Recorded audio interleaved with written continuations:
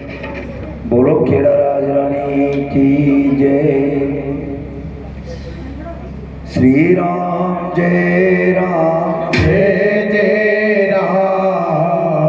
प्रभु राम जय राम जय जय राम।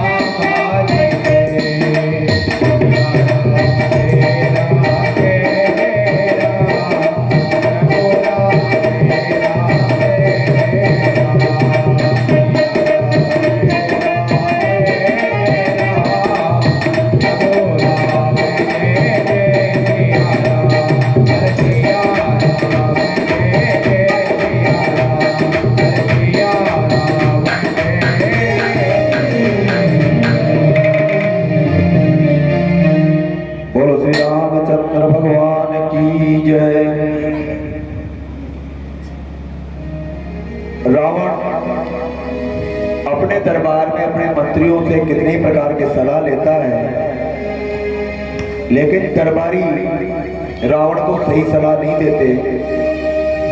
वो उसकी चाटुकारी करने वाले लोग हैं, और जो भी सही सलाह देते हैं, रावण के दरबार में एक उसका बेटा था जिसका नाम था प्रहस्त, एक उसका नाना था जिसका नाम था माल्यवंत। ये सब सही राय देते थे। माल्यवंत के 5 बेटे थे, पांचों ही रावण को सही राय देते थे, और इन 5 को और माल्यवंत को रावण ने अपने दरबार से निकाल दिया, ये कहकर अगर तुम मेरे नाना नहीं होते तो मैं तुम्हारी गर्दन कटवा देता, मेरे खिलाफ बोल देता। और ये व्यक्ति दरबार से निकाल दिए जाते हैं। इधर रावण लड़ाई की तैयारी कर रहा है, और भगवान के दरबार में क्या बात चल रही है। यहाँ प्रात जागे रघुराई, पूछा मत सब सचिव बुलाई, कहो बेगिका करिए उपाई, जामवंत का पद सिर उठाई। यहाँ सुबेर पर्वत पर भगवान बैठे हैं, और अपने सभी मंत्रियों को बुलाकर कहा कि अब बताओ क्या करना है। हम लंका के दरवाजे पर आ बैठे, अब आगे की योजना क्या है। तब जामवंत जी ने भगवान श्री राम के चरणों में हाथ लगाया और कहा, प्रभु मैं अपनी बुद्धि के अनुसार एक रास्ता बताता हूँ। हमें बाली कुमार जो अंगद है उसको एक बार शांति दूत बना करके लंका में भेजना चाहिए। किसी ने कहा, अंगद को क्यों, हनुमान को भेज दिया जाए वापस। तो किसी ने उसका तर्क भी दिया कि बार बार एक ही व्यक्ति को भेजने से रावण को ऐसा लगेगा कि इनके पास मेन लीडर ये एक ही है। इसलिए दुश्मन को कभी भी हमारी कमजोरी के बारे में पता नहीं लगना चाहिए। ऐसा सोच करके इन्होंने अंगद को भेजने की योजना बनाई। और उसी समय राम जी ने अंगद को आवाज लगाई, अंगद आओ, हमें तुमसे काम है। अंगद खड़ा होता है और खड़ा होकर के ये विचार करता है, ऐसा न हो जाए कि मेरे पहले भगवान मेरा नाम चेंज कर दें और किसी और को बुला ले। अंगद खड़ा हो गया और भगवान ने उसको समझाया,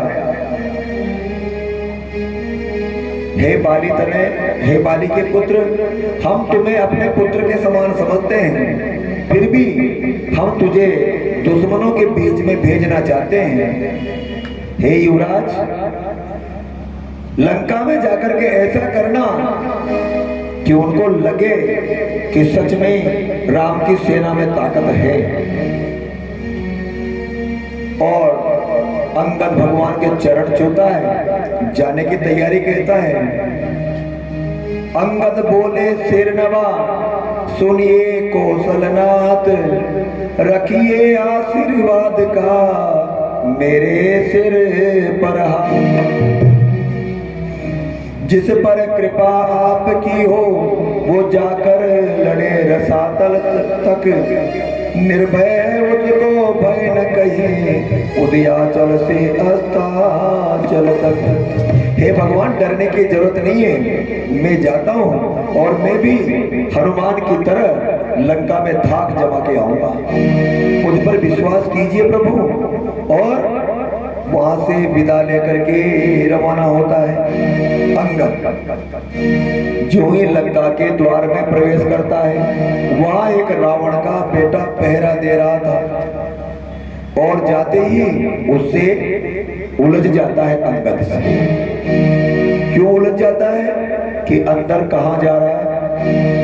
अरे हम राजेश्वर के बेटे हैं, तू दासों से भी बदतर है। दासों से बदतर क्यों बताया भाई? ये तो राजा का बेटा था, रावण का बेटा था दरवाजे पर। और ये भगवान राम के दास कौन? सुग्रीव। और सुग्रीव का भी युवराज है ये, इसलिए तू दासों का भी दास है। तू दासों से भी बदतर है, हम शेरों से भी बढ़कर है, तो सियारों से भी कमतर है। कथा को लंबी जोड़ी है पर बाकी अब शॉर्ट में करने, क्योंकि अपने को रावण मारना है आज, इस वजह से थोड़ा जल्दी चलना पड़ेगा, नहीं तो बहुत सारी चौपाइयां हैं। और रावण के बेटे का जवाब देते हैं अंगद जी। अंगद से पूछा कि तू है कौन, कहां से आया है? तो वो बताते हैं अंगद जी कि जिनका छोटा सा दूत एक तेरे अक्षय कुमार को मार गया, लंका में भीषण आग लगा, बेखौफ समुंदर पार गया। ऐसा कहते ही उसको गुस्सा आ जाता है अगर राजा के रावण के बेटे को, और वो कहता है चुप रह, क्या औकात है तेरे राजा राम की? तो अंगद कहता है, अरे औकात की बात करता है तू? मेरे राम में क्या सामर्थ्य सुन। जिनका तेजस्वी मुख निहार, रिझी थी शूर्पणखा बुआ तेरी। अगर सुंदरता नहीं होती मेरे राम में, तो क्या तेरी बुआ जो बूढ़ी है हजारों सालों की उम्र, बताइए वाल्मीकि रामायण में शूर्पणखा की, और भगवान की उम्र अभी लगभग 30-35 साल की उम्र है। और शूर्पणखा की हजारों साल की उम्र है। अगर बुरा मत मानना, कोई भी बूढ़ी माँ इस मंच से नहीं कहना चाहिए, लेकिन इस शूर्पणखा के लिए कहना पड़ रहा है, कोई भी बूढ़ी माँ, इस कलयुग की बात है, मान लो वो तो त्रेता युग की बात थी, कोई भी बूढ़ी माँ क्या किसी जवान बच्चे को देख करके आकर्षित हो सकती है? कभी नहीं हो सकती। लेकिन इसका जवाब दे रहा है अंगद कि तेरी बूढ़ी बुआ जिसकी हजारों साल उम्र थी, वो भी हमारे राम पर रीझ गई थी। जिनका तेजस्वी मुख निहार रीझी थी शूर्पणखा जी है, जो बुआ तुम्हारी होती है लंका की सती साध्वी है। ऐसा कहते ही उसको और ज्यादा गुस्सा आता है और वो क्या कहता है, कांटा निकालकर, कांटा का मतलब तलवार, अंगद के मुंह लगकर उसने जब इस प्रकार मुंह की खाई, तो किसी आकर खांडा तोल उठा, अरे क्या बानर, तेरी मौत तुझे खींच लाई, तो यहाँ मेरे लंका में मरने आ गया। और ऐसे करके जो ही खांडा उठाया, अंगद ने खांडे को पकड़ा, खांडे के 2 टुकड़े किए और रावण के बच्चे को 2 घूंसे मारे, जिसमें ही अंगद के उसके प्राण निकल गए। जो ही रावण का बेटा मरा, मरते ही पहले अगर अपने को किसी को मालूम पड़ जाए कि अपनी गली में कोई कुत्ता पागल हो गया, यूं समझो आप, तो शेर तो बहुत दूर की बात है, एक कुत्ते के बारे में पता लग जाए कि गली में कोई कुत्ता पागल हो गया, तो हम सब सतर्क हो जाते हैं साहब। ये तो शेरों से भी भारी था अंगद। तो जो ही बेटा मरा तो ही क्या हुआ, अरे हाटों बाटों में घाटों में हर जगह बस यही बात चली, फिर लंका में पहले वाला आ पहुंचा है बजरंग बली। क्योंकि सकल हनुमान जी के सबने थोड़ी देखी थी, सबको ये डर लग गया, वापस वो बजरंग बली आ गया है, क्योंकि नाम पड़ गया, भाई बानर आ गया वापस राम जी के पास। सब जगह निशाचर इसी तरह अंगद की बातें करते थे, इकट्ठे हो जाते 2-5 भाई यार मना सुनी जो वो एक काका जी कह रहे जा वो बांध रहा आगे पाछे, कोई कहेगा अरे यार मैंने भी सुनी। मतलब पूरी लंका के अंदर जगह जगह बातें चल रही है, वो बानर वापस आ गया है। सब जगह निशाचर इसी तरह अंगद की बातें करते थे, अंगद की ऐसी धाक जमी छाया से उनकी डरते थे। अगर छाया भी नजर आ जाए कि बंदर आ गया, जिसमें डर जाते थे। इस प्रकार से चलते गया आगे। रावण के दरवाजे पर, दरबार के दरवाजे पर जाकर अंगद ने कहा, द्वार पर अपने राजा से जाकर कहो कि राम का दूत आया है। डरते डरते डरते बेचारा अंदर गया, अरे ये वही बंदर है। आप 50 बांदरों को एक साथ खड़ा कर दो, हम नहीं पहचान सकते कि ये बंदर कौन सा है, क्योंकि बंदरों की सबकी शक्लें एक जैसी होती है, हम नहीं पहचान सकते। मनुष्य की तो शक्लें सबकी अलग अलग है, लेकिन बांदरों की शक्ल सबकी अलग अलग नहीं होती। तो सबने यही समझा ये वही बजरंग बली है।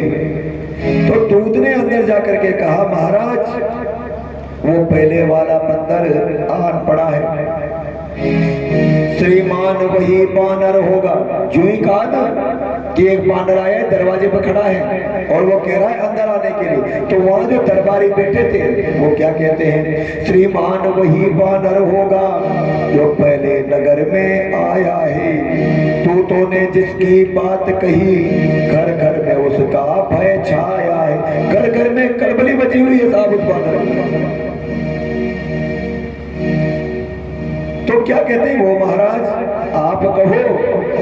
वो दरबारी कहते हैं आप कहो तो इस बानर को डायरेक्ट जेल खाने में पहुंचा दे, वहां पैक कर दे, आदेश दीजिए क्या करना है।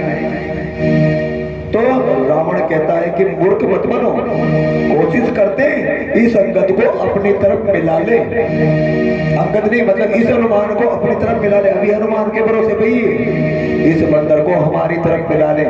जैसे हमारा विभीषण चला गया उनकी तरफ, तो इसको अपनी तरफ मिला ले, ताकि राम की पूरी खोज खबर हमें ये बंदर दे देगा। तो रावण, जबकि रावण का तो बेटा मारा है इसने अभी अभी, लेकिन वो बांदरों उनसे राक्षसों से कहता है मर गया जिसको छोड़ो, जो बच गया उसकी सोचते हैं, इस बंदर को अपनी तरफ मिलाते हैं।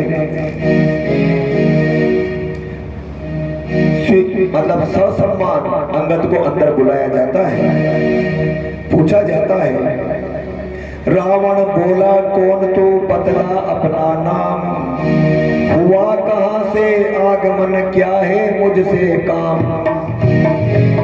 अंगद बोले लीजिए नमस्कार 10 भान, दूंगा 4 जवाब में, जब किए आपने 4 सवाल।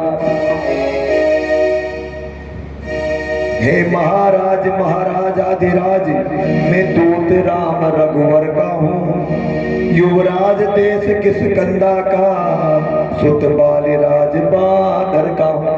बेटा तो बालिका हूँ, दूत राम जी का हूँ, ये मेरा परिचय है। और आगे सुनो, रावण बोला लिए है तूने जिनके नाम, जबकि जानता है वो, लेकिन फिर भी क्या कह रहा है कि रावण बोला लिए है तूने जिनके नाम, किन किन के, राम के बाली के जो नाम लिए हैं, ध्यान नहीं उनका मुझे, कौन बालिया राम, मैं नहीं जानता उनको। अब बता रहा है और तरह अच्छी तरह से। अंगद अब बोले ध्यान न हो, तू बाली को क्यों नहीं जानता, मैं समझाता हूँ क्यों नहीं जानता है।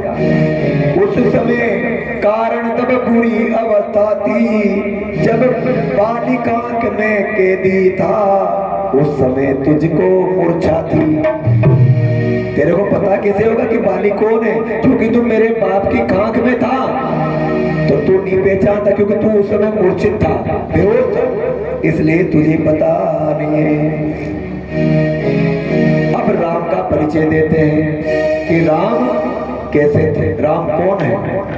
तू जो राम को भूल चुका, तो राम को भी मैं बताता हूं। भगिनी श्री शूर्पणखा जी को, तुम्हारी जो बहन शूर्पणखा है, प्रतिदिन भगिनी श्री शूर्पणखा जी को प्रतिदिन दशानन देखते हो, इसलिए अचंबा तो ये है, श्री राम नाम भी भूलते हो। तुम्हारी जो बहन शूर्पणखा है, उसको तो रोजाना ही देखते हो आप, और देखने की बात भी कोई विशेष नहीं है, लेकिन उसकी नाक कटी हुई तो सबके सामने दिखती है। चलो कान तो फिर भी साड़ी में दब जाते होंगे, लेकिन नाक तो सामने दिखती होगी, और दिखते ही तुम्हें राम याद आ जाता होगा। अब तो समझ में आया होगा कि राम कौन है। ऐसा कहते ही भले रावण को गुस्सा आ जाता है। अरे क्या तू ही अंगद है, हे अंगद क्या तू ही बालिका बालक है। अब पहचानने में आया, क्या तू सच में ही बालिका बेटा है, क्या तू ही बांस की ज्वाला है, क्या तू ही बालिका घालक है, क्या तूने ही खड़े रहकर अपने बाप को मरवाया है। एक ऐसा बेटा है तू, संगारा जिसने बाली बाप, धिक्कार है तो उसका दास हुआ। जिसने तेरे बाप को मार दिया तो उसका नौकर बन के रह रहा है। जो मित्र पिता का है तेरे, उस पर न तुझे विश्वास हुआ। तेरे बाप का मित्र हूं मैं, मुझ पर तो भरोसा नहीं किया तूने, और तेरे बाप को जिसने मारा है उसके गुलाम बन के रह रहा है। इसलिए अब भी कहता हूं मेरी शरण में आ जा। ये राजनीति है साहब, अपने दुश्मन के अपनों को तोड़ने का तरीका है। अब भी तू मुझसे मिल जाए, तेरी शुभ गति हो जाए।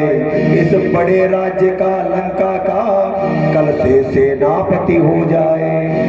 इस बड़े साम्राज्य का मैं तेरे को, अगर तू मेरी तरफ आ जाए तो कल से मैं तुझे बड़ा पद दे दूंगा, सेनापति बना दूंगा। अंगद ने सुनते क्या कहा, महाराज सेनापति तो बनूं, लेकिन ऐसे राजा का मुझे सेनापति नहीं बनना। किसका? जिस घर के अंदर राजा औरतों को चुराता हो,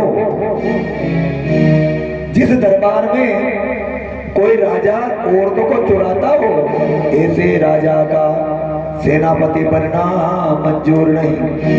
और अगर तुम बनाना ही चाहते हो सेनापति, तो सेनापति अगर चाहते हो तो रामादल में फाजिल है, तो 4 नहीं सैकड़ों वहां सेनापति बनने काबिल है। मैं तो बनना नहीं चाहता, लेकिन अगर आपको सेनापति की जरूरत है तो मेरे रामादल में एक नहीं हजारों सेनापति बनने लायक बानर है। अगर चाहो तो वहां से मंगवा लो। हे रावण, मैं तुम्हें समझाने आया हूं। क्यों? क्योंकि तुम मेरे पिता के मित्र हो। अब भी समझ जाओ, क्या समझना है ये खूब समझ लीजिए कि लंका में पांव धर चुके हैं। अगर आपने सीता को नहीं लौटाया, संधि नहीं की, तो सुन लीजिए, ये खूब समझ लीजिए किस कहते हैं बंदर को। लंका में पांव धर चुके हैं, लंका में आ गए बंदर। निस्सर से हीन करूंगा मही, ये प्रण रघुवीर कर चुके हैं। मही कहते हैं धरती को। भगवान राम इस बात का प्रण कर चुके हैं कि धरती को मैं राक्षसों से हीन कर दूंगा, धरती पर एक भी राक्षस नहीं रहने दूंगा। रावण क्या कहता है? तुम्हारा प्रण मुझे बकवास लगता है। अगर तुम चाहते हो कि मैं सीता को लौटा दूं, या तुम कहो जैसे कर लूं, तो मेरा कुछ काम करो। क्या करना है कि जिन हाथों ने पुल अच्छा है, यदि संधि चाहते हो तो स्वीकार मुझे इन नियमों पर। अगर तुम चाहते हो कि मैं तुमसे संधि कर लूं, रावण कह रहा है, तो मेरी कुछ शर्तें मानो। पहले दे भेज विभीषण को, सिर रखे मेरे चरणों पर। तो सबसे पहले तो मेरे भाई को वापस भेजो, पहला काम। दूसरा, फिर तोड़ो सेतु समुद्र का, आ सके न कोई लंका में। फिर हनुमान का मान मिटा, भेजो रावण की सेवा में। दूसरा काम क्या करो? जो तुमने पुल बनाया है, इस समुद्र के पहली बार वापस जाकर पुल को तोड़ दो। तीसरा काम क्या है? हनुमान को मेरी सेवा में भेज दो, मेरा गुलाम होके रहे। अगर ये तीनों चीजें तुम्हें मंजूर है, तो इसके बाद आकर मुझसे बात करो। उस समय दबा तृण दांतों में, शरणागत हो इन बाणों की। और अगर ये तीनों काम मेरे कर देते हो, फिर मैं देखूं मेरे से कौन युद्ध कर सकता है। तेरे राम और लक्ष्मण मुंह में तिनका दबाकर मुझसे भीख मांगेंगे। रावण ऐसा कहता है, कर जोड़े मेरे राम लखन भिक्षा मांगे निज प्राणों की। तब मेरे सामने वो भिक्षा मांगेंगे सब प्राणों की। तो अंगद क्या जवाब देता है? जिन हाथों ने पुल बांधा है, वे उसे तोड़ भी डालेंगे। जब बड़ा कलाकार तो आया को खान बांध बड़ा मगा नहीं चाहिए, तोड़ पे बांध लेगा, इमा बड़ी बात कौन। जिन हाथों ने पुल बांधा है, वे उसे तोड़ भी डालेंगे। लंका का माल विभीषण है, लंका में उसे भेज देंगे। विभीषण तुम्हारा भाई है, वापस भेजने में भी कोई दिक्कत नहीं, भेज देंगे साहब, ये भी मंजूर है। हो चुकी हानियां जो अब तक, चलो तुम्हारे जितने भी बेटे मर गए, कितने नुकसान तो हो गए तुम्हारे भी, चलो उन सबको तो हम भर देंगे। पर हो चुकी एक महाहानि, उसको हम पूरा नहीं कर देंगे। जो एक बड़ी हानि हुई तुम्हारे घर में, उसको हम भरपाई नहीं कर सकते, और तो सब भरपाई कर देंगे। अब बड़ा नुकसान क्या हो गया? जब जब तुम घर में जाओगे, तब तब नजरों में आएगी श्री शूर्पणखा की कटी नाक वो कैसे जोड़ी जाएगी। चलो राम जी से कहकर तुम्हारे बेटों को भी जिंदा कर देना। अगर समझौता करना चाहते हो तुम्हारे बेटों को भी राम जी से कहकर जिंदा करवा देंगे जो मर गए। तुम्हारी लंका जलने में जो नुकसान हुआ चलो उसकी भी भरपाई करवा देंगे राम जी से कहकर। लेकिन शूर्पणखा की जो नाक कटी है वो तो वहां जंगल में जाने कहाँ गिर गई और उस युद्ध में उस मिट्टी में जाने कहाँ मिल गई, इसलिए वो तो मिल नहीं सकती। दक्ष राजा का सिर कट गया था साहब तो बकरे का लगाया था। एक बार जो चीज कट जाती है दोबारा नहीं जुड़ती।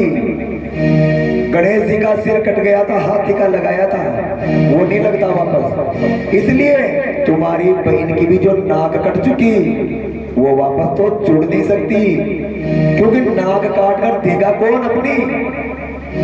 अगर यहाँ नौबत आ जाए कि भाई किसी की नाक कट रही है और अपने से कह दे भाई अपनी अपनी कोई भी नाक देना चाहिए, दान करना चाहिए नाक का, तो कोई भी तैयार नहीं। वो पैसे ले लो साहब नाक नहीं देंगे और कोई भी नहीं देगा। तो शूर्पणखा को ताना मार रहा है रावण को अंगद कि सब कुछ भरपाई हो सकती है, लेकिन जो तुम्हारी बहन है उसकी जो नाक कट गई उसकी भरपाई ही नहीं हो सकती है। तो रावण को ये कहते पहले गुस्सा आ जाता। रावण अब गर्जा कहा, अरे डीड हो मोर, चुप हो जा, ज्यादा बोला तो मुझसे बुरा कोई नहीं होगा। लंकापति से रण करे ऐसा जग में कौन, ऐसा कोई नहीं है साहब जो मुझसे युद्ध कर सके। तो आगे बताता है वो क्यों मेरे को काट काट के चलना पड़ रहा है, क्योंकि रामायण लीला बहुत सारी है, इस वजह से थोड़ा शॉर्ट में करना पड़ रहा है। अब रावण कहता है कि तेरा जो मालिक है, क्यों मेरे से लड़ाई कोई भी नहीं लड़ सकता तुम्हारे दरबार में। अंगद से कह रहा है तेरा जो मालिक है वो उसकी पत्नी के चिंता में चिंतित रहता है और उसका भाई जो लक्ष्मण है राम की चिंता में चिंतित रहता है।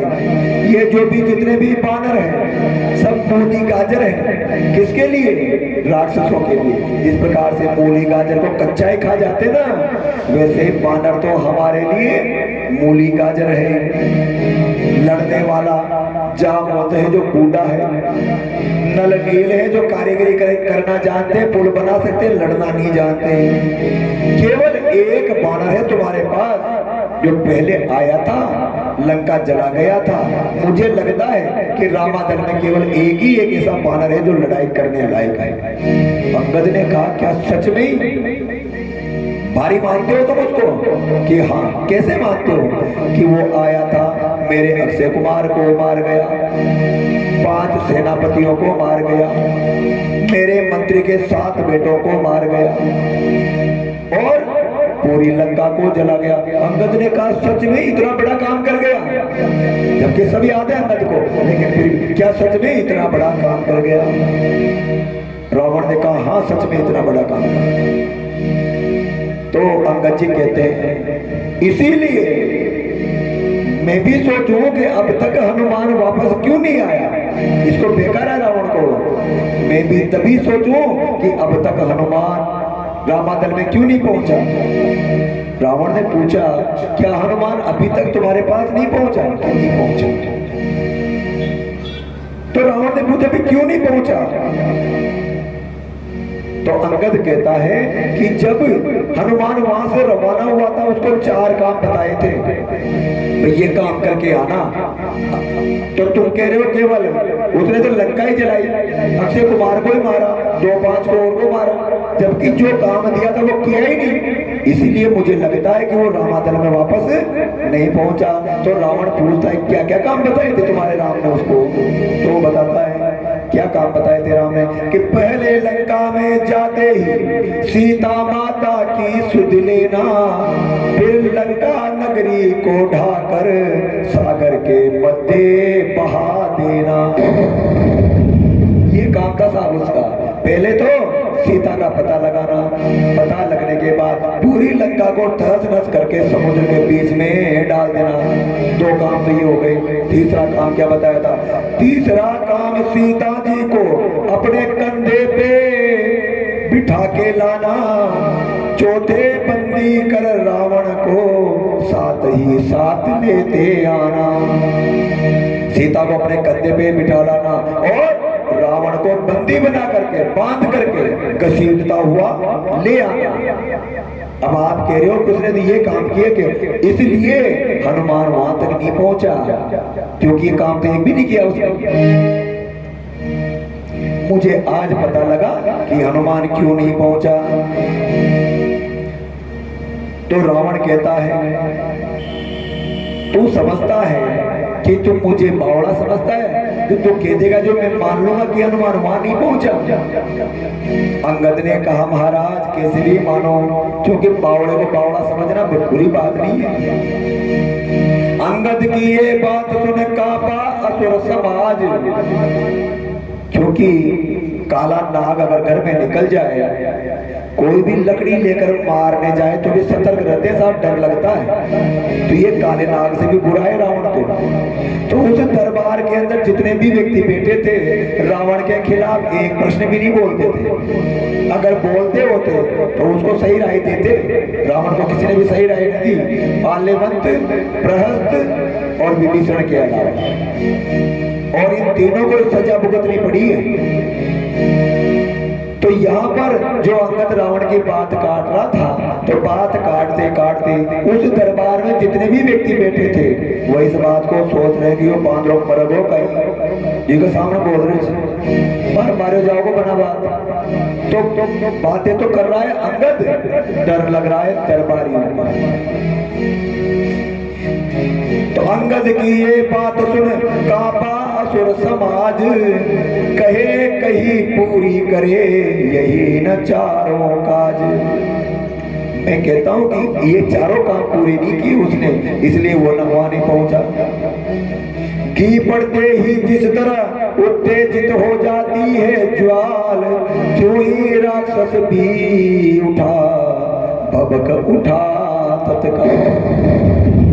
रावण को भयंकर गुस्सा आ गया सारा। क्या बोलता है, अरे मेरी इन बड़ी भुजाओं ने कैलाश पहाड़ उठाया है, यम इंद्र कुबेर वरुण मंडल इन बाणों से थर्राया है।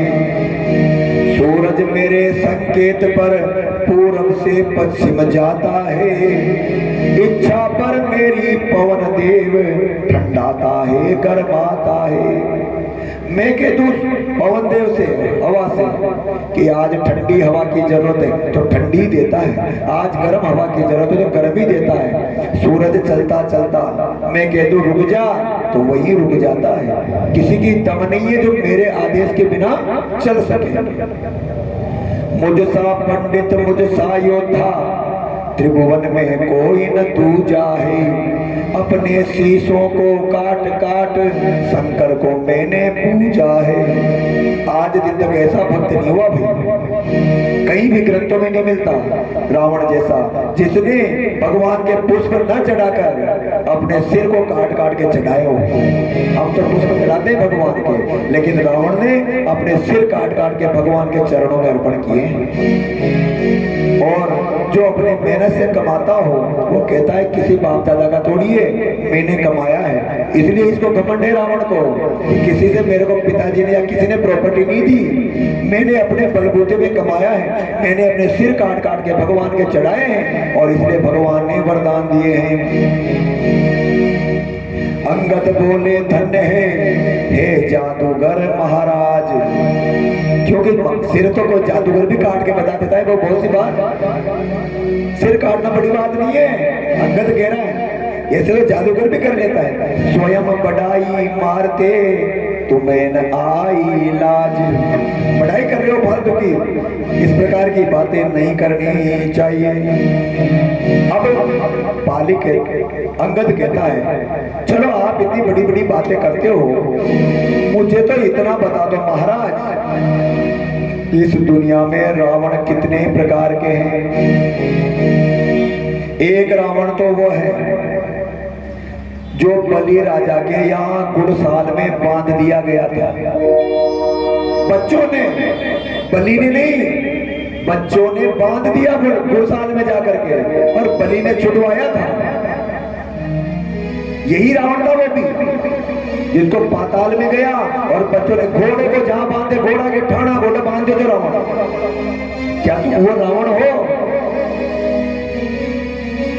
श्रीमान कभी पाताल गए बलि राजा के बल भंजन को, कुछ छोटे छोटे बच्चों ने कर दिया खत्म योद्धापन को। गुड़शाला में 10 मुंडों का जब दीपाधार बनाया था, तब दया आ गई थी बलि को, खुद जाकर तुम्हें छुड़ाया था। क्या तुम वही रावण हो? रावण चुपचाप गुस्से में आ जाता है, लेकिन चुपचाप सुनता है। चलो ये रावण नहीं हो, अंगद तो जानता था भाई यही है। क्या तुम ये रावण हो? वो नहीं बोलता। चलो कोई बात नहीं, ये नहीं होगा, चलो दूसरा रावण होगा। कौन सा? उस रोज सहस्त्रबाहु ने भी सब शान किरकरी कर दी थी, खुद सुधी है धनुष महोत्सव की, जब 100 पर बिंदी धर दी थी। सहस्त्रबाहु ने भी तुम्हें हरा दिया था, पता है? वहां भी नीचा देखना बड़ा सा। और आगे चलो, जनकपुर में धनुष तोड़ने गए थे, धनुष नहीं उठा था, पता है रावण? और आगे बताऊं तेरे को एक और बात सुन। जतलाते बारंबार में बड़ा हटी हूँ, क्रोधी हूँ, बार बार कह रहा है मैं बड़ा हिम्मत वाला हूँ, बड़ा बल वाला हूँ, ये कर सकता हूँ, वो कर सकता हूँ। तू बार बार कह रहा है कि मैं हटी हूँ, मैं क्रोधी हूँ। बलिहारी ये भी तो कहिए कि मैं बालिकांक का कैदी हूँ। ये भी तो कहो कि मैं बालिका के कांक में रहा हूँ साहब। अरे अपनी अच्छाई तो सभी बताते हैं दुनिया में, अपनी बुराई भी कहो कि हाँ साहब मैंने एक बार ऐसी गलती भी की थी।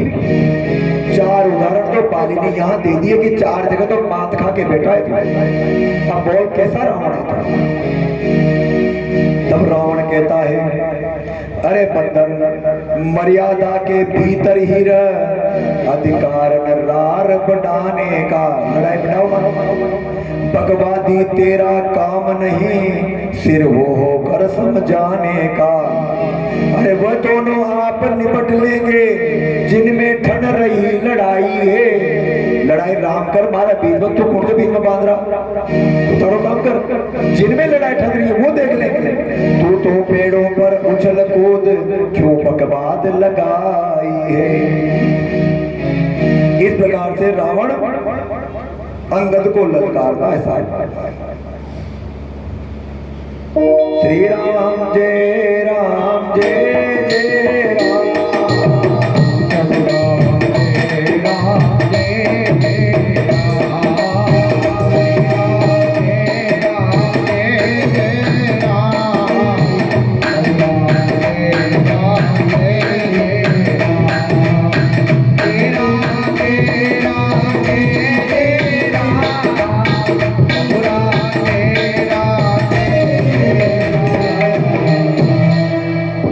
अनेक प्रकार के वार्तालाप होते हैं, वाद विवाद होता दोनों के बीच में। बातें बढ़ते बढ़ते एक ऐसे मोड़ पर पहुंच गई कि रावण ने राम जी में गालियां निकाली साहब। क्या कहा?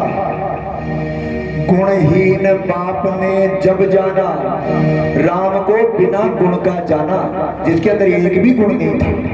रावण कह रहा है गुणहीन बाप ने जब जाना, तब देश निकाला दिया उसे। किसी को सजा कब देते हैं? जिसके अंदर गुण नहीं हो या कोई गलती कर दे। तो रावण कह रहा है उसके बाप ने उसको घर के बाहर निकाल दिया। क्यों? उसके अंदर कोई गुण नहीं था। रोता है नारी विरह में वो, इस दुख ने मुर्दा किया उसे। ऐसा सुनते ही साहब अंगद जी की आंखों में आंसू आ गए। मेरे भगवान का अपमान, और वो भी मेरे होते हुए। जो सेवक अपने कानों से स्वामी की निंदा सुनता है, परिहार नहीं करता है, तो गोवध का पातक लगता है। अपने स्वामी की निंदा अपने कान से अगर कोई सुनता है, सबसे पहली बात तो यह है अगर आप उसका सामना कर सकते हो तो उसे लड़ाई लड़ो। सामना नहीं कर सकते हो तो वहां से उठकर चले जाओ।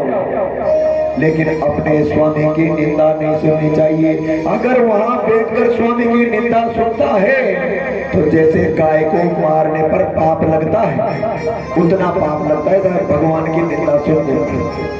अगर कहीं पर भगवान की कोई निंदा कर रहा है या तो उसको रोक सकते हो, तो अगर नहीं रोक सकते हो तो वहां से चले जाओ, या फिर तुम्हें पाप लगेगा, उसके लिए तैयार रहो। इतना सुनते ही अंगद से सहन नहीं हुआ और अंगद ने अपने दोनों हाथों को ऐसे किया और ऐसे करके जमीन पे जोर से मारा।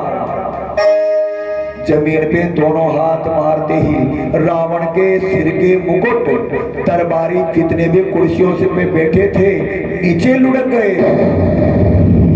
रावण सीट में से नीचे गिर गया।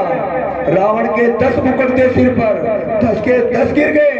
रावण की अलमारी में कितने राजाओं के मुकुट थे वो गिर गए, केवल हाथ मारे थे जमीन पर। अब विचार कीजिए, वो अगर ये मुक्का रावण के मार देता तो रावण क्या बचता? धन्य है सीमा के सपूत को, अंगद को, जिसके हाथों में इतनी ताकत थी। ये परमात्मा का असर है, भगवान के भक्तों में ऐसी ताकत होती है। भगवान का जब अपमान होता देखा, जोर से अपने हाथों को जमीन पर मारा। मारते ही मुकुट गिरे साहब। अंगद, पहले जिसने कथा सुनी हो पहले उनको पता होगा कि बाली के पास राजा दशरथ का मुकुट गिरवी था। वहां का मुकुट रावण ले आया था यहाँ लंका में। वो 4 मुकुट यहाँ से गिरे अलमारियों में से, तो अंगद ने यहाँ से उठाकर फेंके भगवान के पास। 4 मुकुट का वर्णन रामायण में भी है। चारों मुकुट वही थे जो बाली की जेल में थे, और बाली की जेल में रावण था। रावण को जब तारा ने भगाया उस समय रावण ये चारों मुकुट लेके दौड़ा था और उसने लाकर अपने दरबार में अलमारी में रखे थे। ये आपको कथा पूरी बताई थी पहले। तो वो चारों मुकुट में अंगद ने पूरी नजर रखी कि वो मुकुट उठा के ले चलने, क्योंकि राम ने कहा था अंगद को क्यों भेजा? अंगद को भेजने के पीछे मेन उद्देश्य ये था क्योंकि राम जी तो लंका में जा नहीं सकते थे। लक्ष्मण को इसलिए नहीं भेजना चाहते थे क्योंकि मौत का डर था, दुश्मन है साहब। और अंगद उन मुकुटों को पहचानता था क्योंकि उस जेल में थे जहां पर अंगद खेला करता था, तो वो जानता था कि कौन से मुकुट है। इसलिए उसने हजारों मुकुट गिरे, 1-2 नहीं गिरे, क्योंकि रावण ने सब राजाओं को मार मार कर सबके मुकुट छीन कर अपने दरबार में डाल रखे थे। उनमें से उन चारों मुकुटों को पहचान कर, जिनमें एक मुकुट राजा दशरथ का था, चारों मुकुट भगवान के पास फेंक दिए। रामानंद सागर की जो रामायण है उसमें केवल एक ही मुकुट फेंका जाता है, वो भी रावण के सिर का। लेकिन अपने रामायण के अंदर ये रामचरितमानस में वर्णन है 4 मुकुट फेंके जाते हैं। इन चारों मुकुटों में से एक मुकुट राजा दशरथ का था। ये मुकुट फेंक दिए जाते हैं और फेंकने के बाद रावण क्या कहता है? अरे पकड़ो इस डीड बानरे को, रस्सियां बांधने को लाओ, लोहे की गर्म छड़े लेकर इसका सारा तन झुलसाओ। पकड़ लो बंदर को। और पकड़ करके, आपको पहले ही बताया मैंने, अंगद हनुमान से कमजोर नहीं था साहब, क्योंकि रामायण में चौपाई आई है कि बाली का मुकाबला था अंगद। बाली के बराबर ताकत थी इसमें, छोटी मोटी शक्ति नहीं थी। जब हनुमान कोई किससे बांधा गया था, पहले बताया था मैंने आपको, नागपाश में बांधा गया था। रस्सियों से बंधने वाले नहीं है ये बंदर, और इसके लिए रावण कह रहा है कि रस्सियां लाओ और बांधो, लेकिन ये बंधने आने वालों में से ही नहीं है। ऐसा कहते ही अंगद कहता है, अरे वो झूठे नारी चोर मूर्ख, अरे वो झूठे नारी चोर मूर्ख, क्या सन्नीपात हो गया तुझे, ले आऊं कोई बड़ा वेदे जो चंद्रोदय दे खिला तुझे।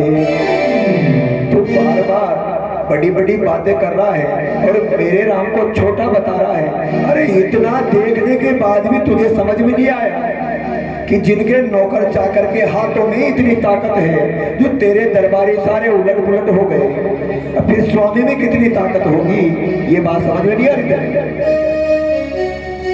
लेकिन जिसकी विनाशकाली विपरीत बुद्धि, जिसका समय खराब आ जाता है, उसकी बुद्धि काम नहीं करती साहब। कितना ही समझाओ उसको, वो उल्टा ही समझता है। फिर अंगद ने कहा, जिस घर में हरि का नाम नहीं वो उजड़ जाए, वो जल जाए। जिस घर में भगवान की चर्चा नहीं है, ये उस जमाने की बात नहीं है, इस जमाने की भी है साहब। जिस घर में अगर भगवान की चर्चा नहीं होती है, मैं रोजाना कहीं ना कहीं दृष्टांत के माध्यम से आपको बात बताता हूँ, रोजाना कहता आ रहा हूँ कि भगवान की चर्चा रोजाना घर में करो। मेरी और आपकी एक दूसरे की बातें मत करो, बातें भी करनी है तो भगवान की करो, तो जीवन आपका स्वर्ग बन जाएगा, घर आपका स्वर्ग बन जाएगा। घर में रामायण नहीं हो तो रामायण खरीदो और रामायण पढ़ो साहब। हर घर में रामायण पढ़ने लग जाओगे तो ये बासी नहीं रहेगी, ये अयोध्या बन जाएगी। जिस दिन घर घर में रामायण का पाठ होने लग जाएगा, यहां भी राम राज हो जाएगा। लेकिन हम क्या करते हैं, फालतू की किताबें तो पढ़ना पसंद करते हैं, लेकिन रामायण को नहीं पढ़ते।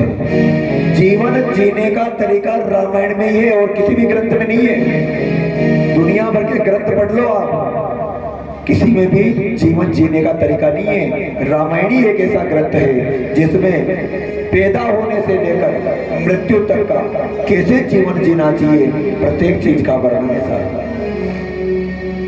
तो अंगद कह रहा है रावण से कि जिस घर में हरि का नाम नहीं वो उजड़ जाए, वो जल जाए।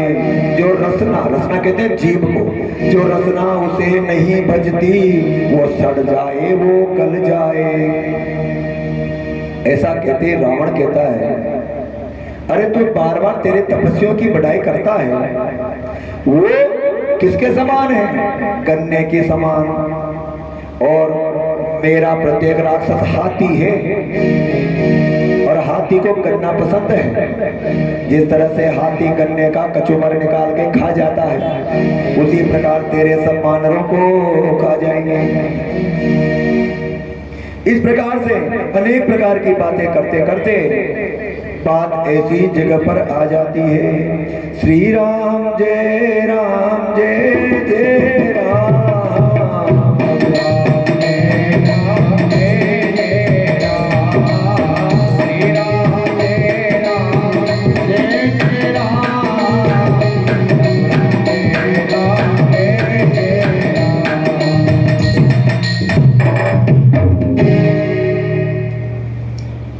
इस प्रकार से बातें कर रहे तो अंगद क्या जवाब देते हैं? उसने कहा ना, हाथी है मेरा प्रत्येक राक्षस और तेरे बानर एक गन्ना है। तो अंगद राय दे रहा है एक बात और, अबला को कल पाएगा। सीता तेरे पास है, नारी अबला होती है, नारी को तड़ पाएगा तो कल कभी नहीं तू पाएगा। ये मत सोचना कि तू आगे भविष्य में शांति से जी पाएगा। पात की पातकों का बदला कर आज नहीं तो कल पाएगा। रावण बार बार कहता था मेरे बराबर तो धरती पे कोई है ही नहीं। तो अंगद कहता है चलो मैं तुम्हारी परीक्षा लेकर देखता हूं। असुरों के गुण तू गाता है, बार बार कहता है ना कि हम हाथी है, हाथी है, हाथी है, और तुम गन्ने हो। अब गन्ने का तमाशा देख कि गन्ना क्या चीज होती है। असुरों के गुण तू गाता है, ये तेरा धोखा है, छल है। अच्छा परीक्षा लेता हूँ, देखो किसमें कितना बल है। ये कहकर ध्यान शक्ति का धर अंगद जी पांव जमाते हैं। युवराज भक्ति का चमत्कार दुनिया भर को दिखलाते हैं। अंगद जी ने कहा, पूरी दरबार के व्यक्ति सुने, मैं भगवान राम का नाम लेकर तुम्हारे दरबार के बीच में अपने पैर को जमाता हूं। अगर किसी में दम हो, किसी ने अपनी माँ का दूध पिया हो तो मेरे पैर को हटा दे, तो मैं मेरी तरफ से नहीं, मैं भगवान राम की तरफ से कहता हूँ कि सीता को हार जाएंगे अगर तुमने मेरा पैर उठा दिया, तो भगवान राम वापस बिना सीता को लिए हुए अयोध्या लौट जाएंगे। इतना कहते ही पहले क्या करते हैं, उठाने के लिए, क्योंकि शरत मिल गई साहब, सीता को छोड़ जाएंगे, इस बानर के पैर को उठा देंगे। तो राक्षसों को तो छोटी मोटी बात लगी, तो सब आकर के अंगद के पांव को उठाने की कोशिश करते हैं। अड़कर पड़कर गिरकर पड़कर, कोई बैठ कर लगा रहा है, कोई आता नहीं कर रहा है, अपने अपने हिसाब से सब कोशिश करके अड़कर पड़कर गिरकर पड़कर उठ उठ कर तो होड़ लगाते थे, पग हटता था न हटीले का, हट धरने हट हट जाते थे। अपनी सीट से बड़ा घमंड करके आते थे, अरे मैं उठा के फेंकता हूं अभी इसको, लेकिन जो ही वहां पहुंचते थे पहले तो यूं एक आंसू देखा, उठ जा बोलो, अरे उठाना तो बहुत दूर, किसी से अंगद का पैर हिला भी नहीं सहा। ये अंगद की ताकत नहीं थी, ये भगवान श्री राम का आशीर्वाद था, क्योंकि बात वही आती है बार बार घूम फिर के, भगवान अपने भक्तों का मान गिरने नहीं देते, चाहे उनका मान गिर जाए लेकिन अपने भक्त का मान गिरने नहीं देते। ऐसे वेशों की क्या गिनती, बल इंद्रजीत का खटा वहां, इंद्रजीत जो एक बार रावण को छुड़ा के लाया था स्वर्ग से, इंद्र बुद्धि बना के ले गया था रावण को, और वहां से बाप को बेटा छुड़ा के लाया था, वो भी आज इस अंगद के सामने फीका पड़ गया था, उससे भी पैर नहीं हटा।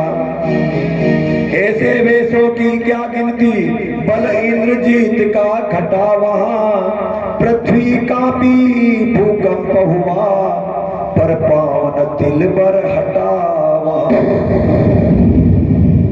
तब तो 10 कंदर आप उठा, 20 हाथों को उठा लिया, रावण के 20 हाथ थे, चलो 2 हाथों से नहीं उठेगा तो 20 से तो उठेगा, 20 हाथों को उठा लिया, जब रावण को पड़ते देखा, पग राम दूत ने हटा लिया। जो ही रावण कदम पैर उठाने लगा, तो ही अंगद जी ने अपना पैर हटा लिया और कहा, हे रावण, मेरे पैर पकड़ने से क्षमा मिलने वाली नहीं है, पैर तो उनके पकड़, क्योंकि ये अधिकार मुझे नहीं है माफ करने का, अधिकार तो उनको है। इसलिए अगर तू चाहता है पैर पकड़ना, माफी मांगना, तो वहां जा रामादल में जहां मेरे प्रभु बैठे हैं, वो तुझे माफ कर दे तो अच्छी बात है, नहीं करे तो भी मैं गारंटी नहीं दे रहा वो माफ कर देंगे, लेकिन पैर पकड़ने हैं तो उनके पकड़। अरे अंगद की ये बात सुन होकर खूब उदास, जीते जी रावण मरा, गिरा मंच के पास। इससे बढ़कर क्या बेइज्जती होगी साहब, पूरे दरबार के सामने जो एक से बढ़कर एक महारथी थे, उनका सबका मनोबल टूट गया, जो खुद राजा उठा वो भी बेइज्जत हो गया, और फिर किस नाक से कहते हैं साहब कि हम रामादल से जीत जाएंगे। मनोबल टूट गया रावण का, लेकिन अपनी बात दिखाने के लिए, रावण अपनी बात रखने के लिए घबराता नहीं है, और क्या कहता है, जा हट जा भाग यहाँ से बनरे, अब चला जा यहाँ से नहीं तो अब मारा जाएगा, जा हट जा भाग यहाँ से बनरे, अन्यथा बुरा फल पाएगा, मैं अब तलवार चलाऊंगा जो तू जबान चलाएगा। अब चलते यहाँ से, क्योंकि बहुत बेइज्जती कर चुका तू हमारी, हम क्यों माफ कर रहे तेरे को अब तक, क्योंकि तू एक दूत है और दूत को मारना नीति के खिलाफ है, इसलिए हम तेरे को माफ करते आ रहे हैं। उन तपसी बच्चों से कह दे हम तत्पर हैं रण करने को, वे उल्टे पैरों घर जाए क्यों आए हैं कटने मरने को। तेरे उन दोनों राजकुमारों से जाके कह दे हम लड़ने के लिए तैयार हैं, अगर दम है तो आगे आ जाओ वरना अयोध्या चले। ऐसा कहते ही अंगद वहां से आ जाता है और आकर भगवान को सारी कहानी सुना देता है कि ऐसे ऐसे करके आया हूं साहब। ऐसे होते ही भले श्री राम जय जय राम, प्रभु राम जय राम जय जय राम, श्री राम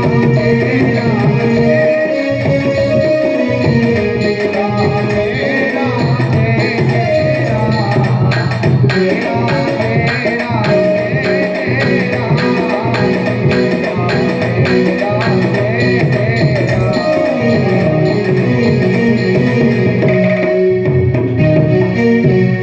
भगवान की कथा तो बहुत लंबी चौड़ी है, लेकिन हमें अब समय को देखते हुए छोट में करना पड़ेगा। अंगद जाने के दूसरे दिन सुबह मेघनाथ अपनी सेना के साथ युद्ध करने के लिए आता है और घमासान युद्ध होता है। और उस घमासान युद्ध में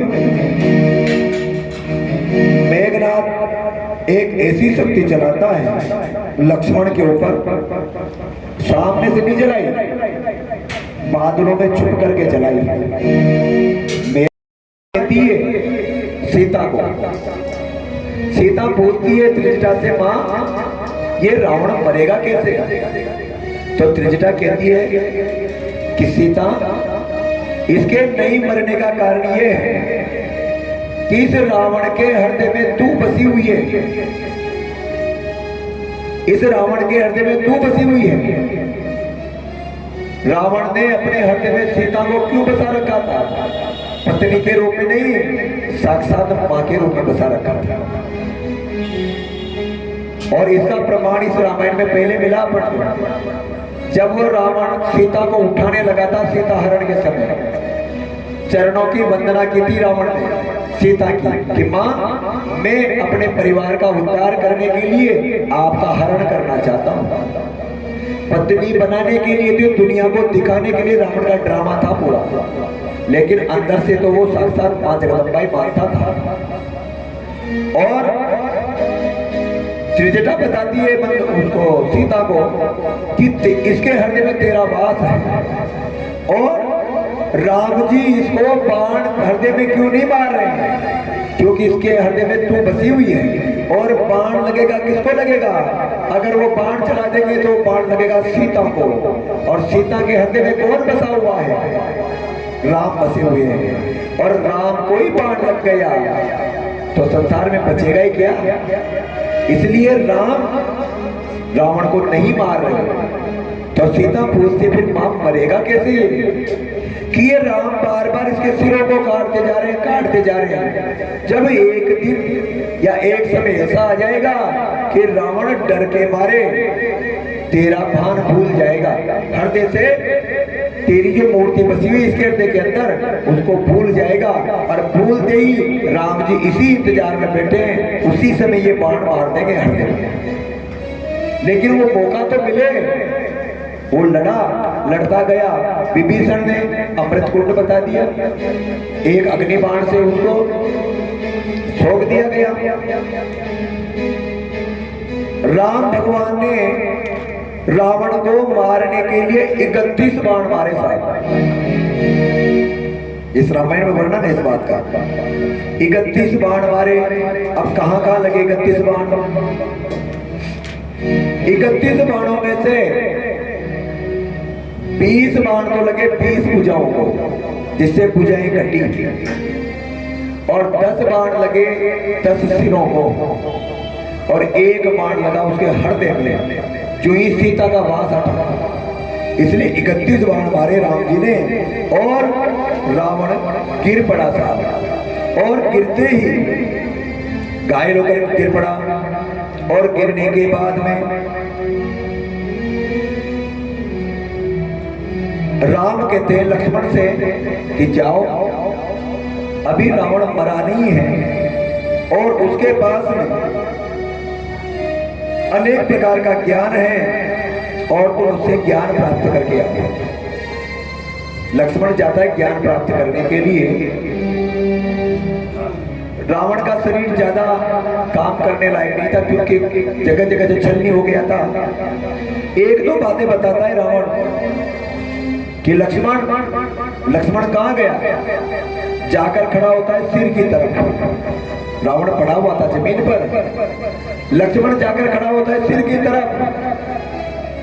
और आपको पता है जब कोई व्यक्ति मरणासन हो या मरने वाला हो, घायल हो, तब उसके पास सतर्क नहीं रहते। कोई व्यक्ति यहाँ बैठा हो और बैठे बैठे अचानक डील भरा ले तो दूसरा ने खड़ा रहा कहीं तो भाई गया वाली से भाई कोई नहीं तोड़ को। ऐसे ही लक्ष्मण बिना सतर्क हुए उसके सिर के पास खड़ा था और रावण ने उसी समय उसके कंधे से बाण धनुष खींच लिया। मरा नहीं था वो, घायल था। जबकि वो गया था लक्ष्मण के, रावण में तेरे पास शिक्षा ग्रहण करने आया हूं। तो जो ही धनुष खींचता है लक्ष्मण कांप जाता है।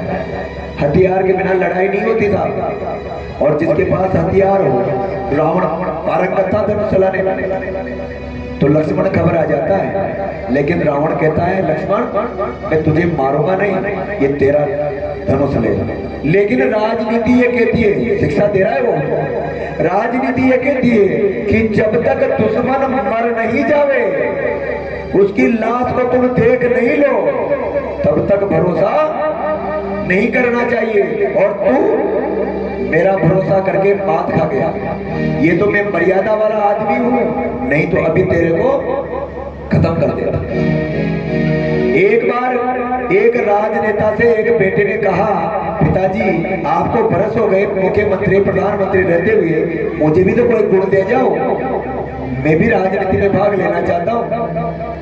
पिताजी ने कहा बेटा राजनीति में क्या रखा है, पढ़ लिख कोई नौकरी लग जा, इसमें फायदा है। कि नहीं, नौकरी में कितनी तनख्वाह है, 1 लाख 1.5 लाख, राजनीति में तो करोड़ों कमाते हैं, मुझे भी राजनीति करनी है।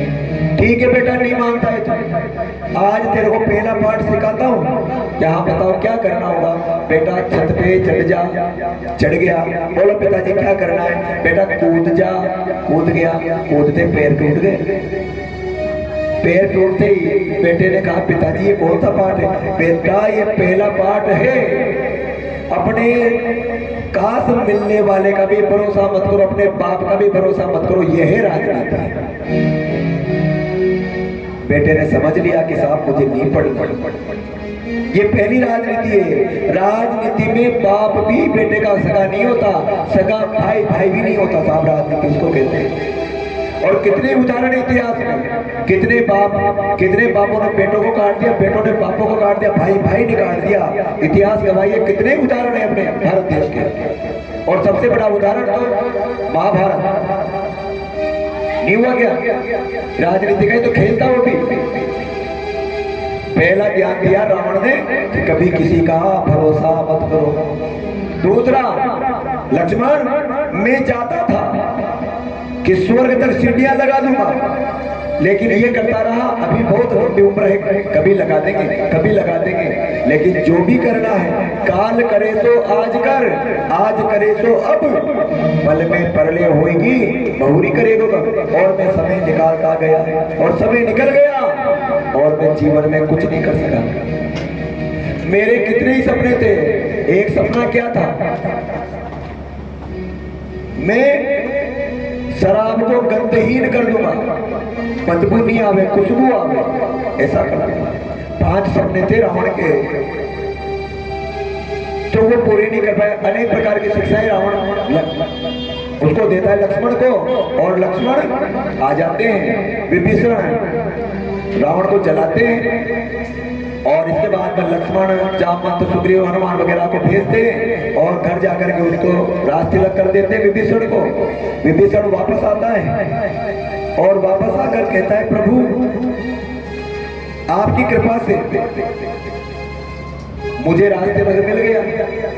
अब मेरा निवेदन है कि आप लंका में पधारिए और चल करके मेरे घर को भी पवित्र कीजिए। राम जी कहते हैं, विभीषण जी मेरा एक निवेदन है। मेरे पिताजी ने मुझे आदेश दिया था कि 14 वर्ष तक मैं किसी गांव में नहीं जाऊंगा और मुझे वापस जाने की जल्दी है, क्योंकि मेरा भाई भरत इंतजार कर रहा होगा, क्योंकि उसने वचन दिया था कि अगर भैया एक दिन भी लेट हुए तो मुझे जिंदा नहीं पाओगे, इसलिए मुझे तुरंत जाना है। इसके लिए और फालतू बातों का समय नहीं है, क्योंकि अपने भी 4:30 बजने वाले हैं। तो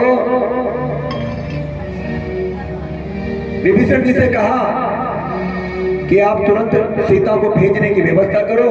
हनुमान जी जाते हैं और एक डोली में बिठाकर, कावड़ में बिठा करके माता सीता को लाया जाता है।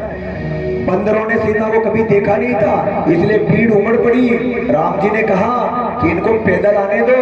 सीता पैदल आई, सबने माता के दर्शन किए। जो ही मां पास में आई, आते राम जी ने कहा, सीता अग्नि परीक्षा दो। दुनिया के सामने तो ये कहा, जब क्यों कहा?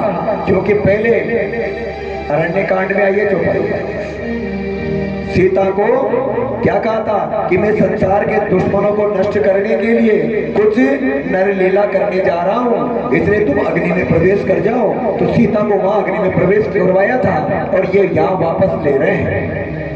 सीता अग्नि में से वापस निकल जाती है और उसी समय विभीषण पुष्प विमान में दुनिया भर के गहने, हीरे, मोती, जवाहर भर के आकाश में ले जाता है और लुटाता है, क्योंकि सोने की लंका थी साहब, वहां तो कमी नहीं थी खजाने की। तो सब बंदरों ने, बंदर क्या जाने पे अदरक का स्वाद, गहने क्या चीज होती है, तो बंदरों ने खाने की चीजें समझ समझ के फोड़े, कोई स्वाद नहीं आया, फेंक दी। किसी ने नहीं लिया गहना। इससे क्या साबित होता है कि भगवान के भक्तों को तो सोना चांदी धन दौलत नहीं कर सकता, भगवान को तो भक्तों को तो प्यार चाहिए भगवान का। इसके बाद में उसी पुष्प विमान में सभी बांदरों को तो विदा कर दिया और जिनको विशेष मन था कि मैं भी चलूं अयोध्या, तो वो व्यक्ति विमान में बैठ गए। उस विमान की ऐसी क्वालिटी थी, जो जो आदमी बैठते गए विमान बड़ा होता चला गया और सब उसमें समा गए साहब। और उस विमान को वहां से रवाना किया गया। भगवान राम रास्ते में सीता माता को बताते आ रहे हैं, देखो सीता, हमने यहाँ मेघनाथ को मारा, यहाँ कुंभकर्ण को मारा, इस प्रकार से हमने ये पुल बांधा, इस प्रकार से बाली को मारा। सारी कहानी आगे के रास्ते की बताते आ रहे हैं। और कहाँ पहुंच गए? प्रयागराज में पहुंच गए साहब। प्रयागराज में पहुंचते ही हनुमान से कहा, हनुमान हमें समय लगेगा, ऐसा नहीं हो जाए भरत मर जाए, इसलिए तुम जाओ, ब्राह्मण का रूप धारण करके भरत को सूचना दे दो। हम इधर प्रयागराज में कौन से ऋषि थे? भारद्वाज ऋषि। भारद्वाज ऋषि को प्रणाम करके आते हैं और वहां रुकते हैं। हनुमान उधर जाते हैं, भरत को सूचना देते हैं और ये वहां से रवाना होते हैं। भगवान भारद्वाज जी को प्रणाम करके, गंगा मैया को प्रणाम करके वहां से चले और चल करके अयोध्या के पास में पहुंचे। और ऊपर से राम जी ने अपने जितने भी साथी थे उन सबको अयोध्या दिखाई। ये देखो, ये सरयू नदी है, ये यहाँ ये बड़ा मंदिर है, जो भी अयोध्या की रूपरेखा थी पूरी बताई। और राम जी ने ये कहा इसमें कि अयोध्या से बढ़कर मुझे स्वर्ग भी प्यारा नहीं है, वैकुंठ भी प्यारा नहीं है, अयोध्या ऐसी है। और वहां नीचे उतरे। उतरने के बाद इस पुष्प विमान को विभीषण को नहीं दिया वापस, जबकि ये लंका का था, इसको कुबेर को दिया। कुबेर उसको लेकर चला गया, कुबेर के पास भेज दिया, मतलब उसको वो तो चला गया। और ये सब यहाँ पधारे, सब माताओं से मिले। सबसे पहले मां कैकेयी से मिले भरत राम जी। कैकेयी ने क्या कहा? राम बेटा, अब तक मुझे भरत ने माफ नहीं किया। राम से कहती कैकेयी कि बेटा पूरी अयोध्या ने मुझे माफ कर दिया, लेकिन मेरे भरत ने अभी तक मुझे माफ नहीं किया, मुझे मां नहीं कहता। और ऐसा कह करके मां कहकर रोने लग जाती है। राम कहते हैं मां रो मत। श्री राम जय राम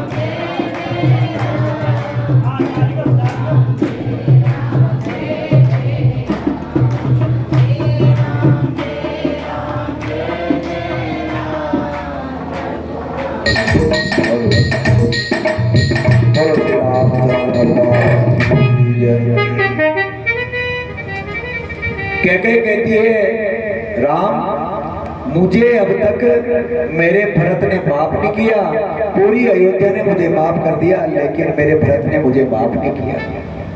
राम कहते हैं माँ रो मत, घबराओ मत, मैं करूंगा भरत से बात और भरत मेरे आदेश को टालेगा नहीं।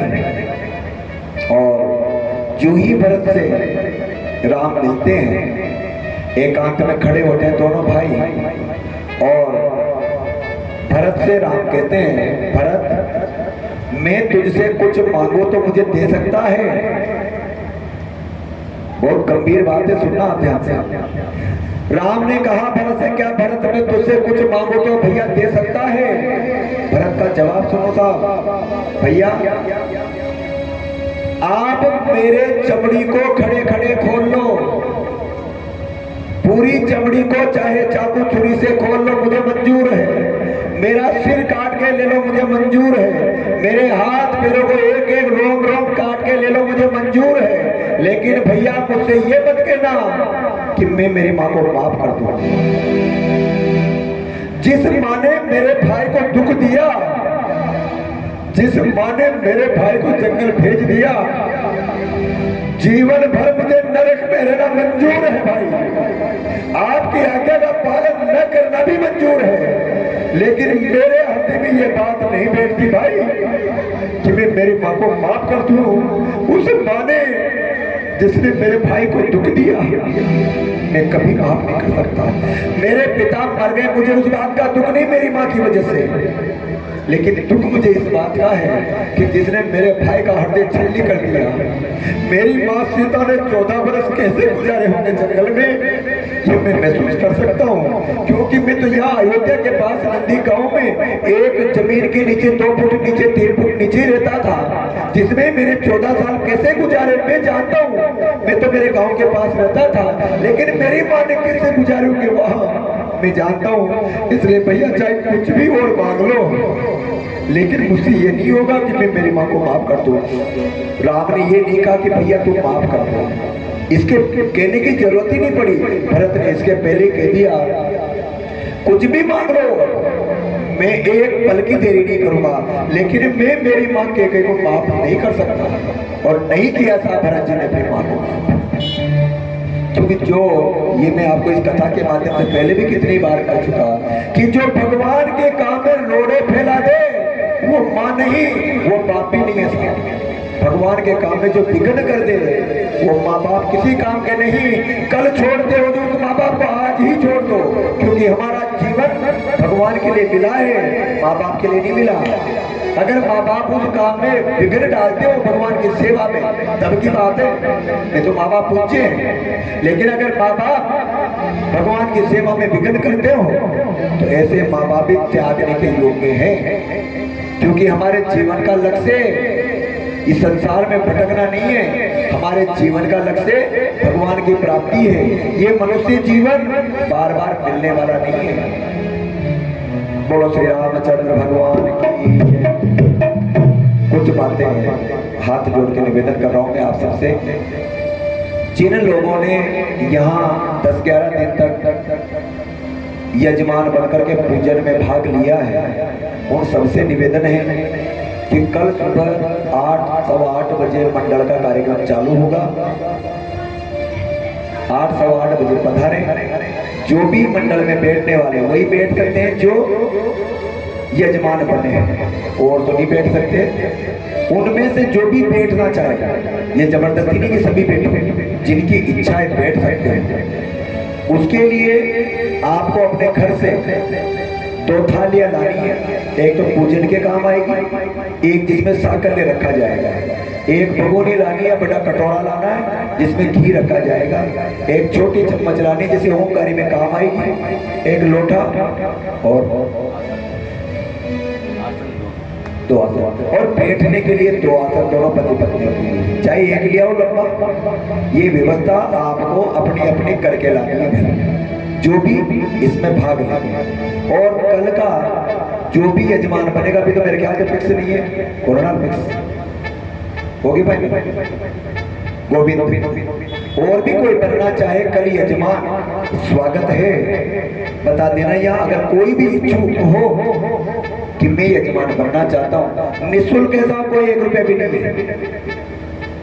आप 7 बजे आना पड़ेगा, पर कल क्योंकि पूजन जल्दी होगी, कल 8 बजे नहीं होगी, 7 बजे ही आना पड़ेगा। और जो भी बनना चाहे स्वागत है भगवान के दरबार में, आ सकते हो, पर आज ही सूचना देना क्योंकि उसकी व्यवस्था जुटानी पड़ती है। और 8 बजे से हमारे हवन का कार्यक्रम चालू होगा जो करीब 11-11:30 बजे तक चलेगा। कल की कथा हमारी 11:30 बजे शुरू होगी। जो भी केवल कथा के लिए पधारना चाहे पधारे, सबका स्वागत है।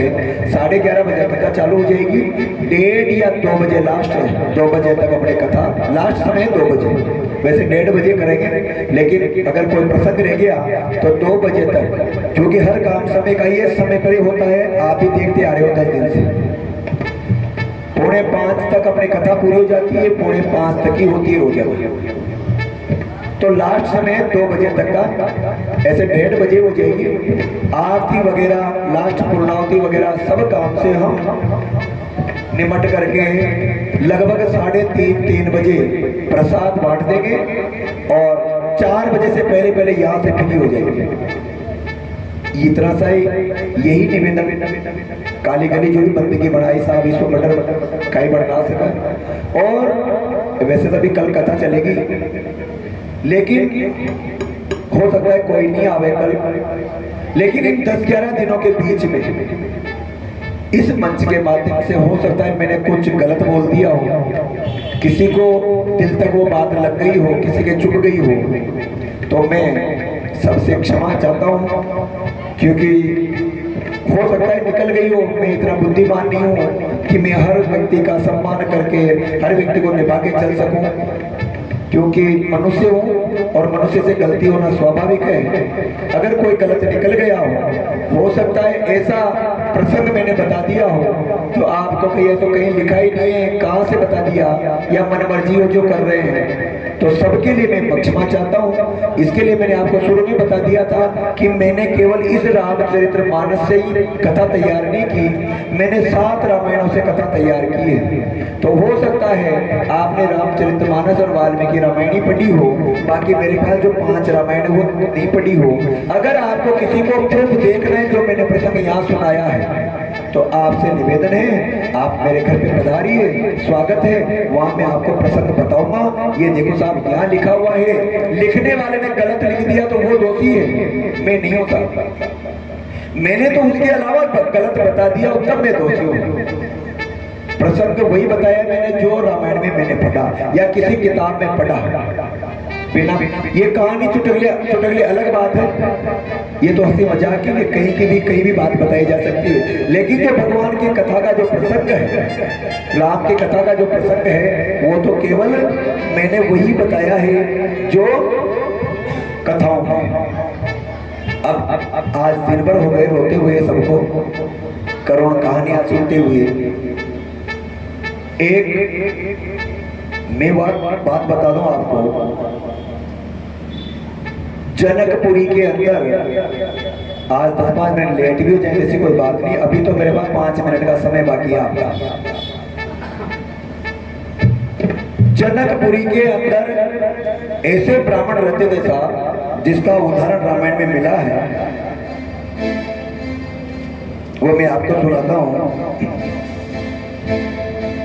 ब्राह्मण तो वैसे खूब थे, नियम कानून से चलने वाले तो कोई व्यक्ति होते हैं। अपने गांव में भी कितने ये ब्राह्मणों की मतलब नहीं, सभी समाज के लोग रहते हैं, लेकिन रहने वाले तो गैर समाज के भी रह सकते हैं, और नहीं रहने वाले तो ब्राह्मण भी नहीं रह रहे नियम से, तो नियम पालने वाले की बात है।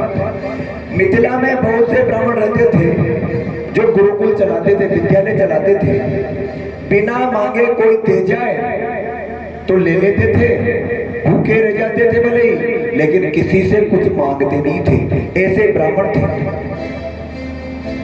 एक ब्राह्मण था जो गुरुकुल चलाता था, जिसका नाम था भवनाथ। वो किसी से मांगते नहीं थे, इसलिए उनको अयाची मिश्र कहते थे। उनके कुछ समय के बाद एक पुत्र पैदा हुआ, और आपको पता है आजकल तो हॉस्पिटल हो गए साहब, डिलीवरी के लिए हॉस्पिटल में जाते हैं। पहले घर पे धाई माँ जिसको कहते हैं, वो आती थी और प्रसव करा के जाती थी, सब जानते हैं। तो उनके घर पर प्रसव करवाने के लिए बालक का एक दाई माँ आई। आते ही उसने जो ही बच्चे का जन्म हुआ, आकर के वो अयाची ऋषि से कहते हैं कि महाराज आपके बालक का जन्म हुआ है, मुझे कुछ बधाई दो, कोई चीज दो, मतलब तोहफा जिसको कहते हैं। ऋषि क्या कहते हैं साहब कि हम तो भिखारी की तरह रहते हैं, ब्राह्मण हैं, मांग कर खाते हैं, कोई दे जाए तो ले लेते हैं, वरना पड़े रहते हैं। मेरे पास देने के लिए कुछ भी नहीं है, लेकिन तूने मुझे खुश कर दिया, घर में बेटा पैदा हुआ है, सुरक्षित है, स्वस्थ है। मैं तुझे एक वादा करता हूं, जिस दिन ये बेटा पहली कमाई करेगा, जिस दिन ये बेटा पहली कमाई करके लाएगा, वो कमाई मैं तुझे दे दूंगा। बताओ आज की नर्स या आज का डॉक्टर क्या इस बात को मानेगा कि जब पहली कमाई होगी जब देंगे? लेकिन उस धाई माँ ने कहा ठीक है महाराज, मुझे मंजूर है। और कुछ समय के बाद वो बालक 4.5 साल का हो गया। 4.5 साल का होने के बाद घर में रोटी के भी ला लेते साहब, वो नंग दड़ंग बालक घूमता रहता था, पहनने के लिए कपड़ा भी नहीं था। रात में सोते समय ओढ़ने का जो चादर बिछोना जो भी था ओढ़ के सुला देते थे। पिताजी भी केवल छोटी फटी टूटी धोती लगाते थे, ऊपर पहनने के लिए कोई कपड़ा नहीं था। माँ भी बिल्कुल जितने छोटे कपड़े पहन सकती थी फटे टूटे ऐसे पहनती थी। बेटा 4.5 साल का हो गया, बिल्कुल नंगा घूम रहा था, और एक दिन रास्ते में घूम रहा लौट रहा था मिट्टी में, राजा की सवारी आई हाथी पर। हाथी पर राजा बैठा, हाथी को महावत चला रहा, और महावत आवाज लगाता है, ओ बेटा हटो, एक तरफ हटो, हाथी आ रहा है, आवाज लगाता है। और वो बालक क्या जवाब देता है, अरे मूर्ख तू नहीं, जब हटता नहीं है तो महावत कहता है मूर्ख है क्या तू, हटे एक तरफ। तो बालक क्या कहता है, अरे महावत मूर्ख में नहीं, मूर्ख तू है, तू नहीं जानता हम ब्राह्मण हैं। वो 4.5 साल का बालक जवाब दे रहा है, और ब्राह्मण इसको कहते हैं। अगर हम भी ब्राह्मण हैं तो सीख लेना थोड़ी। वो बालक कहता है, अरे मूर्ख, मैं नहीं मूर्ख, तू है। हम ब्राह्मण हैं, किसी को रास्ता देते नहीं है। अगर निकलना है साइड से निकल जा। मैं ब्राह्मण हूं, जिस जगह पर बैठ गया वो जगह मेरी है। आवाज सुनकर जवाब किसको दिया था? महावत को। लेकिन राजा भी तो वहीं बैठा था, राजा ने भी वो बात सुनी साहब। राजा के तो नहीं, महावत के बात नहीं अखरी, लेकिन राजा को बात चुभ गई कि एक 4.5 साल का बच्चा जिसको कपड़े पहनने की भी शुद्ध नहीं है, और ये बालक ऐसा कहता है कि ब्राह्मण के हटता नहीं है रास्ते से, जो हटता है दूसरा हटता है, निकलना है तो साइड से निकल जा। राजा महावत को कहता है, हाथी को नीचे बिठा। हाथी को नीचे बिठाया, राजा उतरा और उतर करके उस बालक के पास गया। बालक मिट्टी में सना हुआ था, पूरा मिट्टी में हो रहा था, और राजा ने उस बालक के दोनों हाथों को पकड़कर कहा, ये बालक, ये निगाह बालक, हे पंडित जी, आप तो सभी अभी बहुत छोटे हो, इतनी बड़ी बड़ी बातें कैसे करते हो? पंडित जी क्यों कहा? क्यों? बालक ने कहा था ना, हम ब्राह्मण है, इसलिए हे पंडित जी, आप तो अभी छोटे से हो, इतनी बड़ी बड़ी बातें कैसे करते हो? तो बालक क्या कहता है, पालो हम जगताम नाथ नते बाला सरस्वती। संस्कृत में जवाब देता है साहब बालक, कितना विद्वान बालक था। क्या कहता है बालक? पालो हम जगताम नाथ, जगत के लिए मैं बालक हूं, लेकिन जो मेरे अंदर बेटी है बोलने वाली, वो सरस्वती बालक नहीं है। जो मेरे अंदर जिसने ज्ञान दे रखा है वो सरस्वती बालक नहीं है। मुंह से बोलने वाली सरस्वती है, मैं नहीं बोल रहा। प्राप्ते तो पंचमे वर्षे वर्णयामी जगत्रियम। अभी तो मैं 4.5 साल का हूं, जिस दिन 5 साल का हो जाऊंगा उस दिन पूरे संसार में मुझसे बात करने वाला कोई नहीं मिलेगा। ये जवाब देता है वो बालक राजा को। राजा ने बालक को गोद में उठा लिया साहब, ये वाक्य सुनकर, जबकि बालक बिल्कुल धूल में हो रहा था। तब राजा ने कहा, महाराज, हे पंडित जी महाराज, एक बात का जवाब दीजिए। ऐसा मुझे कोई श्लोक सुनाइए जो इस संसार का भी हो और स्वर्ग का भी हो। एक ही श्लोक के अंदर दोनों बातों का जवाब हो तो मानूंगा कि तुम ब्राह्मण हो। श्लोक सुनो साहब, क्या जवाब देता है। अरे चलित से चकित छन्न प्रियाणे तव भूपते सहस्त्र श्री शाखा पुरखा सहस्त्रा के सहस्त्रापा। राजा विद्वान था, अर्थ नहीं किया तो भी समझ गया था, क्योंकि विद्वान राजा विद्वानों की कदर करते हैं। अब अर्थ अपने लिए है, क्योंकि राजा तो समझ गया था। बालक ने अर्थ बोला, हे महाराज, जब आप अपनी सेना को लेकर चलते हो, जब आप अपने सेना को लेकर चलते हो, सहस्त्र सिरे, 1000 सिर किसके साथ? 1000 सिर किसके हैं? पहले बता दिया यहां से।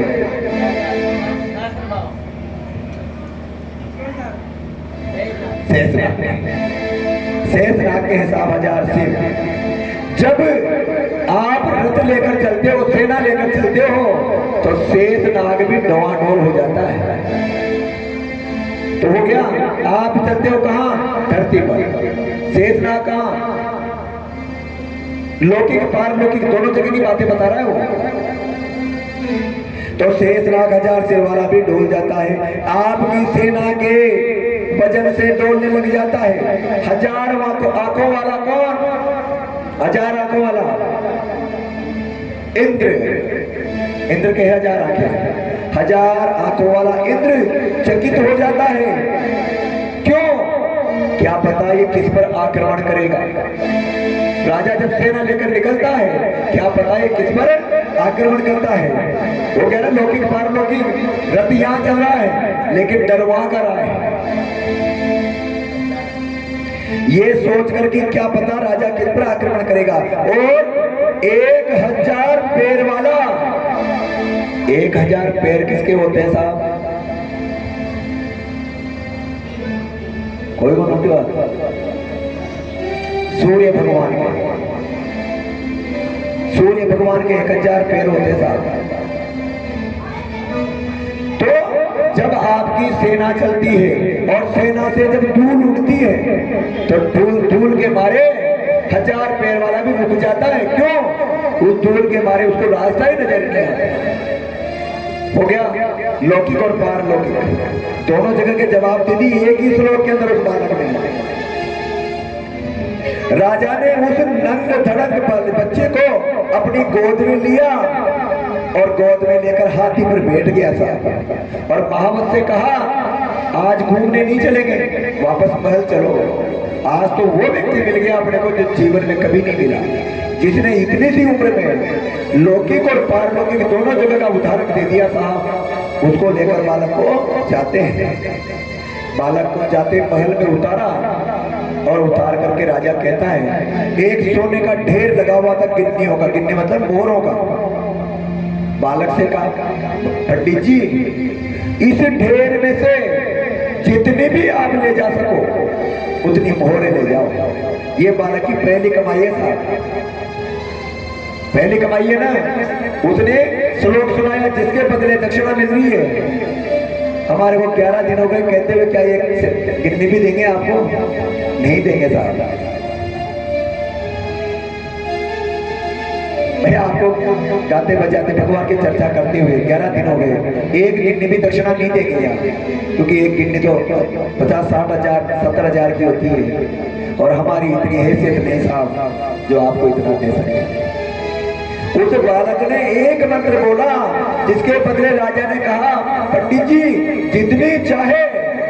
बालक भी देखो कैसा था, बालक ने यूं नहीं उठाई, बालक ने यूं लौटा उस पर ढेर पे और यूं करके यूं खींची जो लगभग आधा ढेर आ गया साहब। राजा भी ईमानदार था, राजा ने कहा सैनिकों जितनी भी इस बालक ने ये खींची है गिट्टियां, ऊपर ऊपर की नहीं वहां तक कि नीचे तक की भी बोरियों में भरो और इसके घर पे पहुंचा दो। सैनिक ले गए साहब उसके घर पर और ले जा करके उसके माता पिता के सामने रखा। पिताजी से कहा लो ये आपके पुत्र की पहली कमाई है साहब जो राजा को एक श्लोक सुनाने के बदले मिली है। राजा ने भिजवा दी। बाप ने बोरियों के टाके भी नहीं देखे भाई इनमें क्या है, और कहा उस दाई को बुलाओ साहब।